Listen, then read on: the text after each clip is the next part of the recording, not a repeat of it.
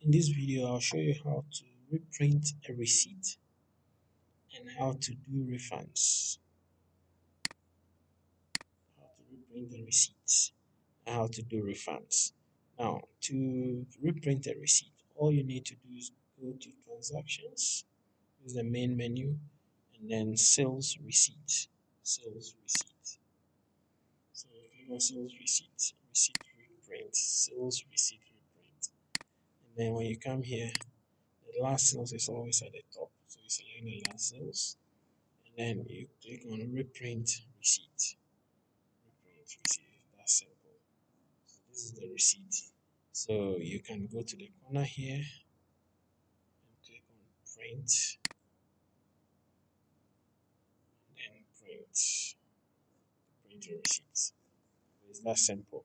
The next one is how to do refunds, how to handle sales returns or sales refunds. Now, when you come to the list here, there's still the last sales always at the top.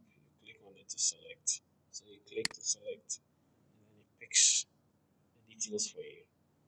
Now, when you come here, you click on the checkbox by it just to indicate the number of quantities that is being returned.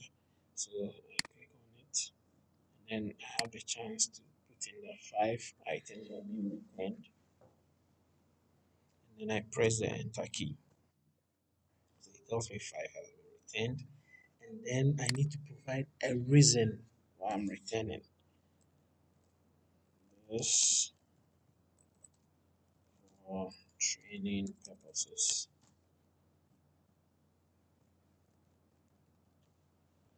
Okay. After that, I can click on save refund. Now, every refund you do, it will give you a refund receipt. So this is the refund receipt, 75 cedis, blah blah blah blah blah blah blah blah blah. Then you can go ahead and print this out using the usual print icon, and then your refund is complete.